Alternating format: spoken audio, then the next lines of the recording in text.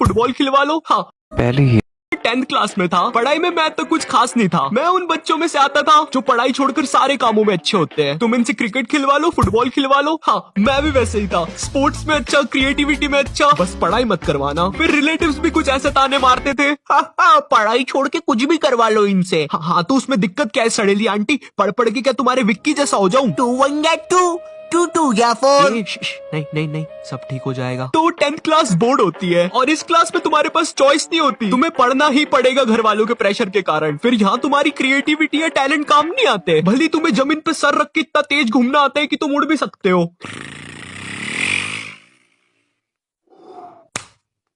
तो जब मैं 10th क्लास में था, मेरा पढ़ने में कुछ खास मन नहीं लगता था। मेरी मम्मी ने भी मुझे कुछ उपाय बताए। सुबह जल्दी उठ के नहा धो के पूजा पाठ करके पढ़ने बैठा कर, सब कुछ याद हो जाएगा। नहीं, मुझे एक बात बताओ, ये सुबह उठ के जल्दी पढ़ने वाली बात लोग इतना बड़ा चढ़ा के क्यों बताते हैं? नहीं, बिल्कुल ऐसे बोलेंगे, हाँ बेटा, साल भर पढ़ाई नहीं करी और अभी तुम्हारी फट रही है, कोई बात नहीं, एक दिन सुबह जल्दी उठ के पढ़ लो, सब कुछ याद हो जाएगा। तो अंकल, आप सुबह उठ के पढ़ लेती है, गैराज क्यों संभाल रहे हो? हाँ।